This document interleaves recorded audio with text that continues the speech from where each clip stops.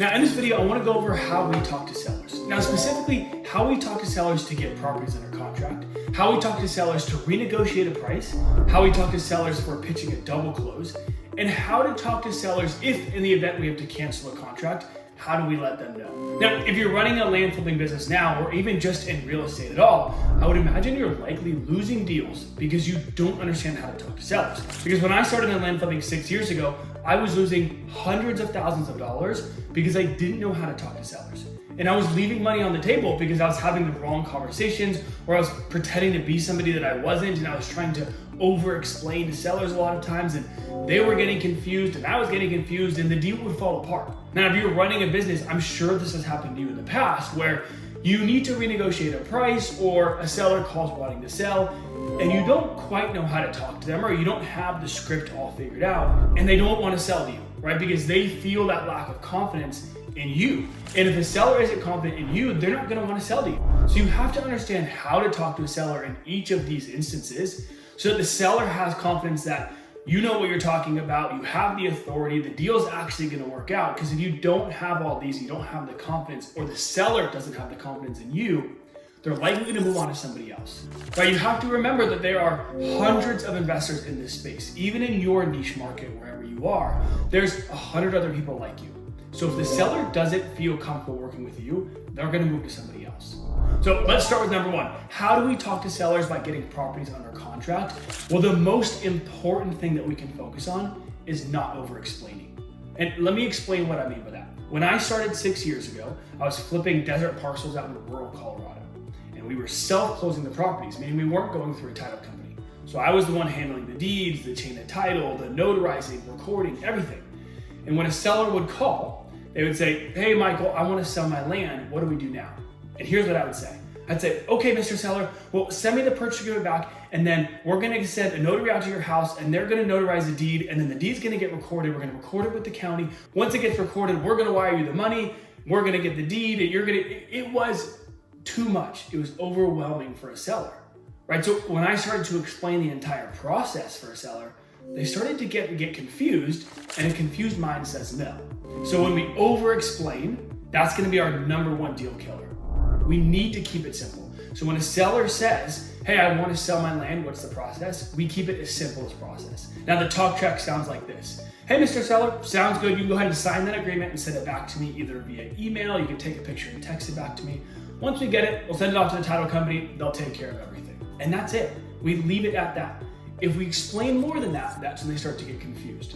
We want to keep it simple. Remember, from their perspective, what they're asking is, "I want to sell. What do I do now? What's my next step?" And that's all you need to tell them. "Hey, go ahead and sign the agreement. Send it back to us in the mail. You can take a picture and email or text it. When we get it, we let a title company take care of everything." Now, if we start to explain what a title company does, it's too much, right? If they ask, we can explain it to them. But for the most part, people don't care, or they don't know. All they need to know is, hey, this is going to go to a title company just like any real estate transaction, and they're going to take care of it, right? The title company is there to protect you, Mr. Seller, and it's there to protect me as well, right? So we use a third-party title company to protect both of us. That's really all a seller cares about is, what's my next step, and how do I feel protected? So don't over-explain. Keep it simple. Now, when you first start, it's going to feel a little weird. You have to fake it till you make it. Have confidence when you say it. "Mr. Seller, go ahead and sign the agreement, send it back to us. We'll get it off to the title company. They will take care of everything." Just like a regular real estate transaction. Right? If you say something like that, the seller's probably going to think, "Okay, yeah, this is like a regular real estate transaction. I bought or sold my house. We use a title company." They can start connecting the dots. But you don't need to do the connecting the dots for them. You keep it simple and you let them figure out the rest. Now, the second thing that we need to go over is, how do we talk to a seller when we need to renegotiate a price? Now, in land, our pricing isn't always perfect, right? Let's say we have a property we think is going to sell for $80,000. We get under contract at $40,000. Well, after a couple realtor opinions, we figure out maybe the topography is not great, and actually the resale value is closer to $60,000. Well, now our price of $40,000 is too much, so we need to get it closer to $30,000. All right, so how do we have that conversation? Now, if there's something wrong with the property, we can always rely on that. That's our number one goal. So we can use topography, we can use utilities, we can use wetlands, we can use road access. We can use any of these things as a reason to renegotiate our price. So, "Hey, Mr. Seller, I assumed this property was a little bit more flat. We had somebody go out there and take a look. The topography is pretty rough. If this property was flat, we'd be willing to do 30,000. But unfortunately, because it has quite a bit of slope, we have to be at 30,000, right? So that's how the conversation is gonna go. If there isn't a great road access, we could say, hey, Mr. Seller, I was under the assumption that this road access was much better. We had somebody go out there. It's actually really hard to get out to. So we're gonna have to do a little bit of grading or a little bit of clearing, a little bit of road work. We're gonna have to be closer to 30,000 on this. So we always wanna try and use something about the property to renegotiate. Road access, topography, wetlands, utilities can be any of those. Now, what do we do if we don't have anything like that? Because that happens where the property is perfect and we just overpriced it.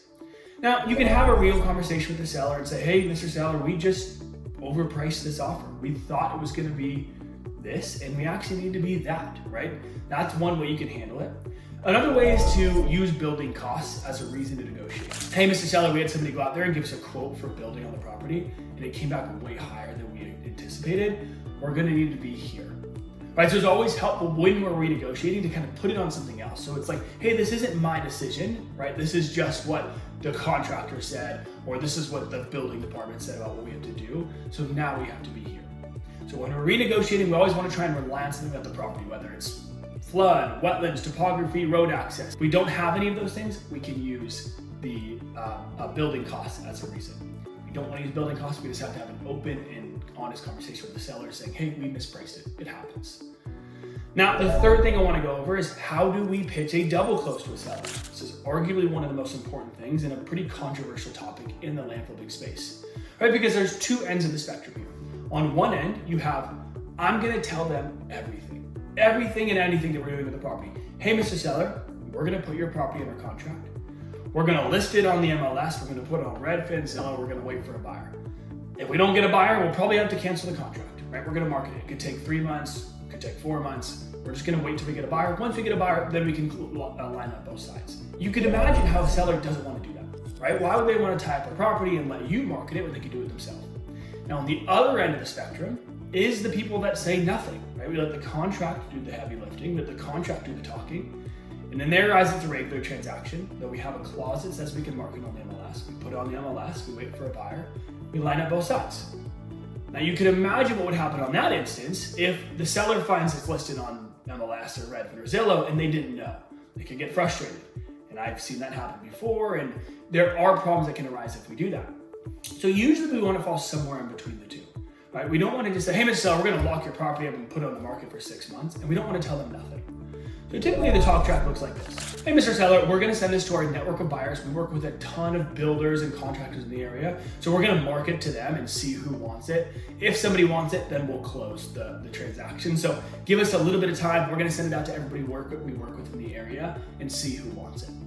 So that's typically how the talk track goes. So we're telling them, hey, we're going to market it to buyers and builders in the area. If somebody wants it, then we'll close both sides. So we want to at least tell them something. We don't want to just say nothing. So if we're going to double close, that's the talk track we usually want to go with. Now, the fourth and final thing is how do we cancel a contract if we have to? Now, in land, our goal is to never cancel contracts, but it happens. There are times when we misprice or we get to the end of a closing date for a double close and we have to cancel it. And there's no renegotiating. The seller doesn't want to renegotiate, so now we have to cancel it.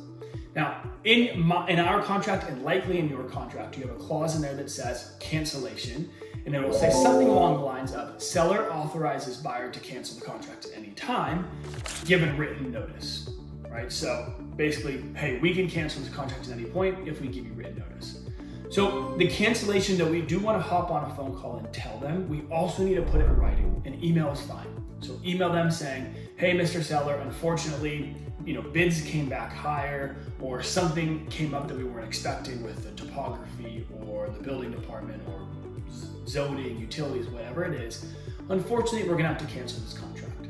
Now, I always include in these emails, hey, if you want a local realtor in the area to put it on the market for you, you might be able to get more for your property. Let me know if you want me to connect the two of you. It's always a great way to end these emails, and when you call them, say the same thing. Hey, we're gonna have to cancel this thing, unfortunately, for X, Y, and Z reason. Though I have a great realtor in the area, if you want me to connect the two of you, she or he might be able to get you more money for the property on the market, right? It kind of takes the attention off of you canceling the contract to you helping them out. because we do want to help these sellers out. If we can't buy it, well, hey, let me give it to a realtor. They could probably get you more on the market. You might have to sit on the market for a while for the property, but eventually you're going to get more for the deal. So we don't want to just say, hey, we're canceling the contract, sorry.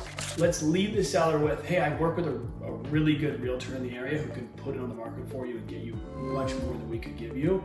Let me know if you want to connect the two. So those are the 4 ways you want to talk to a seller. Again, confidence is everything when we're talking to a seller. Over-explaining is going to kill deals. Keep it simple. If the seller realizes that you don't know what you're talking about, if they can sniff that out, and trust me, they can always sniff that out, you're going to lose deals. If you've lost deals in the past for this reason, you have to fake it till you make it. Eventually, you're going to have the confidence to talk to these people because you're going to be doing tens or hundreds of deals a year. But until you've got to that point, you have to keep it simple and you cannot over-explain. Now, if you're running a land flipping business or you're in real estate at all, I hope this video helped you out in some capacity in how to talk to sellers. If you've got another way that works great, leave a comment below and let me know how you talk to sellers. Maybe it'll help somebody else out. Now, if you're looking to start a land flipping business, you can head on over to landflippingsimplified.com, hop on a call with either myself or somebody from my team. We'll walk you through everything and see if you're a good fit. Otherwise, I'll see you on the next video.